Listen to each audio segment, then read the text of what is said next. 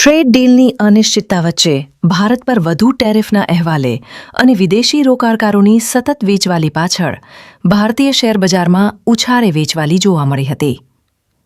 US federal reserve દ્વારા વ્યાજ દરોમાં ઘટાડો, સપ્ટેમ્બર ત્રિમાસિકના સારા જીડીપી આંક, વર્તમાન નાણાં વર્ષના જીડીપી આંક પ્રોત્સાહક રહેવાની ધારણાને પગલે સ્ટોક સ્પેસિફિક ખરીદીનો માહોલ જોવા મળ્યો હતો.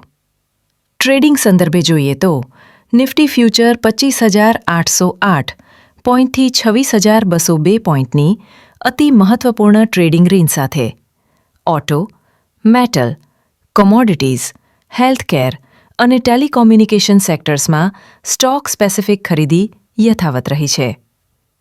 રોકાણકારો માટે સ્ટ્રક્ચરલી પોઝિટિવ દેખાતા કેટલીક પસંદગીની કંપનીઓમાં Bharti Airtel, Jindal steel, Jio finance અને હેવેલ્સ ઇન્ડિયાનો સમાવેશ થાય છે.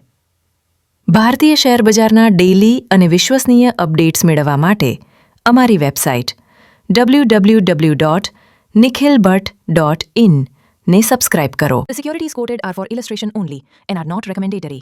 Investment in securities market are subject to market risks. Read and agree. Disclaimer and related all the documents carefully before investing mentioned on www.nikhilbhatt.in.